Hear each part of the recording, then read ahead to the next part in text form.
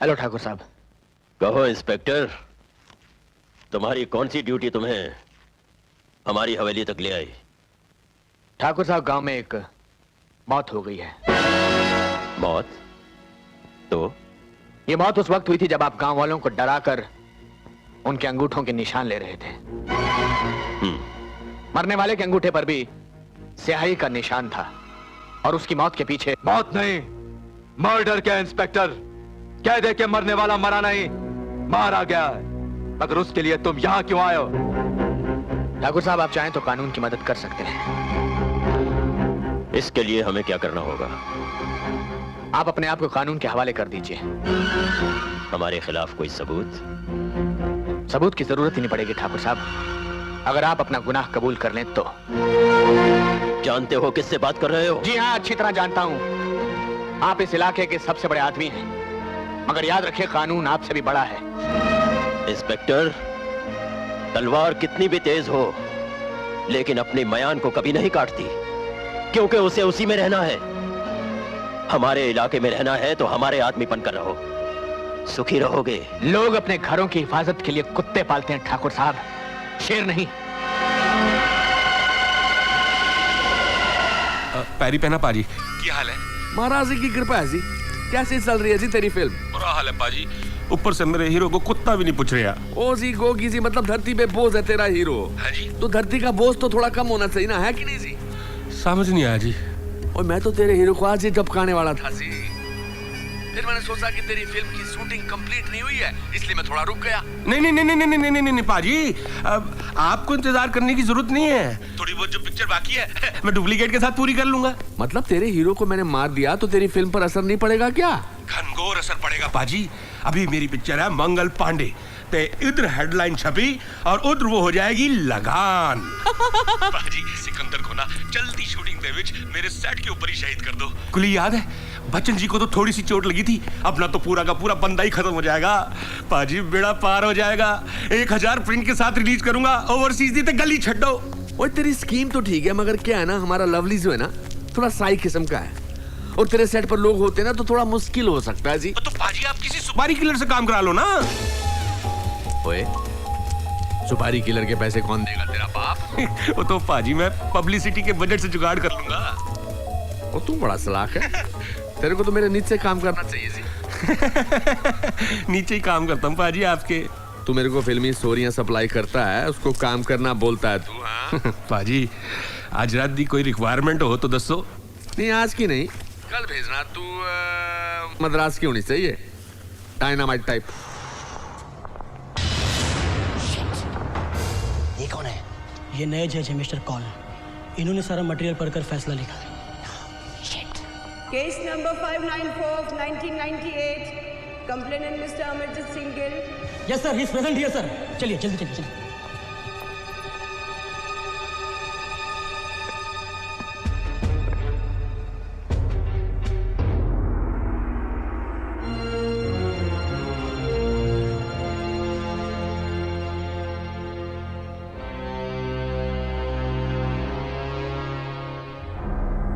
Accused Dr. Mandadi.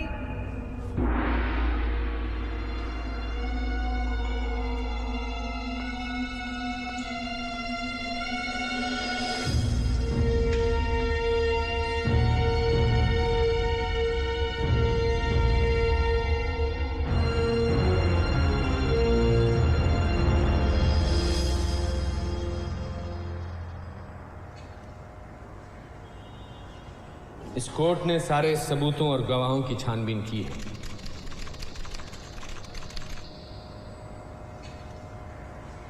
जिससे साफ जाहिर होता है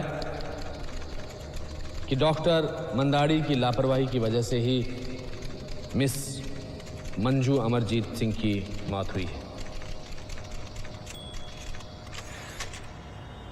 डिफेंस काउंसिल एक भी ऐसा सबूत पेश नहीं कर पाया जिससे यह साबित हो सकता कि डॉक्टर मंदाड़ी वाकई किसी ट्रैफिक जैम में फंस गए थे। इसलिए कोर्ट डॉक्टर मंदाड़ी को दोषी ठहराते हुए उन्हें 3 साल की सजा देती है।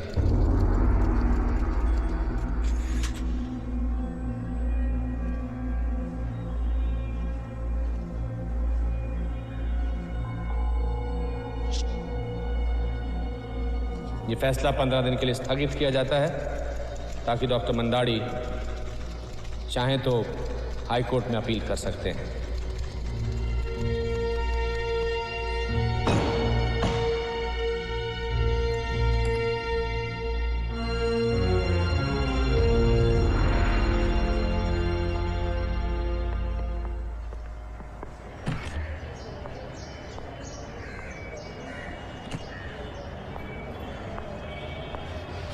मिस्टर मंदाड़ी,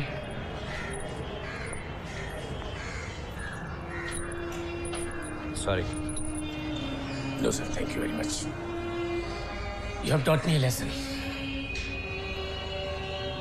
हम जिंदगी में जो कुछ भी चाहते हैं वो इतना बड़ा नहीं होता, उससे कहीं ज्यादा बड़ा हमारा फर्ज होता है।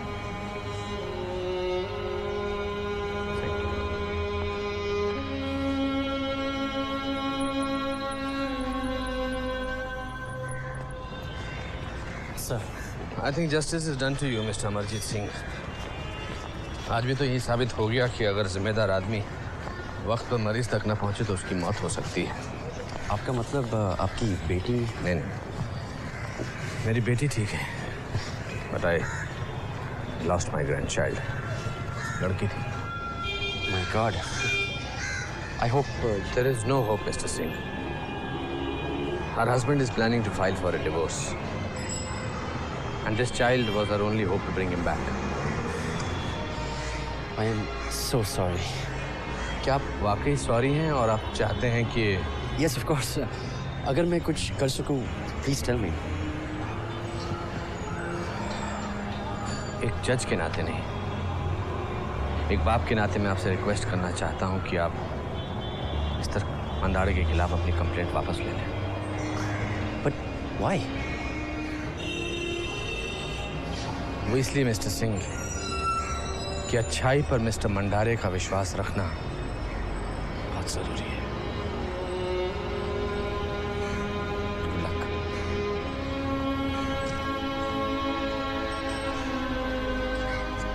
इंस्पेक्टर, शराब के साथ शबाब को पूजने के लिए हमने अय्याशी से दोस्ती की, हथकड़ी, बेड़ी, कोर्ट कचहरी से बचने के लिए तुमसे, और तुम हो कि एक मामूली से फॉरेस्ट ऑफिसर की दुश्मनी से हमें धमका रहे हो, डरा रहे हो। मैं तो खुद डर गया हूं साहब। ये फॉरेस्ट ऑफिसर तो तूफान की तरह बढ़ता ही चला जा रहा है। हल्के से चलती हुई हवा को तूफान का नाम मत दो इंस्पेक्टर। मां कसम, तूफान तो अब मैं ऐसा खड़ा करूंगा इसकी जिंदगी में कि हमारा एक किशनवा बांसुरी बजाना भूल जाएगा। मगर दयालु साहब, मुझे तो लगता है कि दांस भी जल्दी जमाते हो इंस्पेक्टर, और घबरा भी जल्दी जाते हो। क्यों भूलते हो कि हमारा नाम दयालु सेठ है? लगता है इस ऑफिसर पर भी थोड़ी दया करना जरूरी है। नमस्कार नए ऑफिसर साहब। नमस्कार। कौन है? इस गांव के सब कुछ, यानी कि ठाकुर हैं। दयालु, दयालु सेठ। अच्छा अच्छा, आइए बैठिए। ठाकुर साहब आपका मुंह मीठा करवाने के लिए आए हैं। माफ कीजिएगा, ना मैं किसी के हाथ का कुछ खाता हूँ ना पीता हूँ। साहब वो मेम साहब आई हैं। किशन, क्या बात है जय? ये देखो, हमारे बेटे राजेश का टेलीग्राम आया है। उसके स्कूल की छुट्टियां हो गई हैं। कल उसे लेने शहर जाना होगा। ओके। नमस्ते भाभी जी। मुबारक हो, आपका बेटा आ रहा है। आप चाहें तो शहर जाने के लिए अपनी एयर कंडीशन गाड़ी भेज दूं। आपके इस एहसान का बहुत बहुत शुक्रिया। एहसान कैसा किशन साहब, माँ कसम इसे तो ताल्लुकात कहते हैं, जो यहाँ आने वाले हर ऑफिसर के साथ हमारे हो जाते हैं। तो आपके साथ क्यों नहीं होंगे?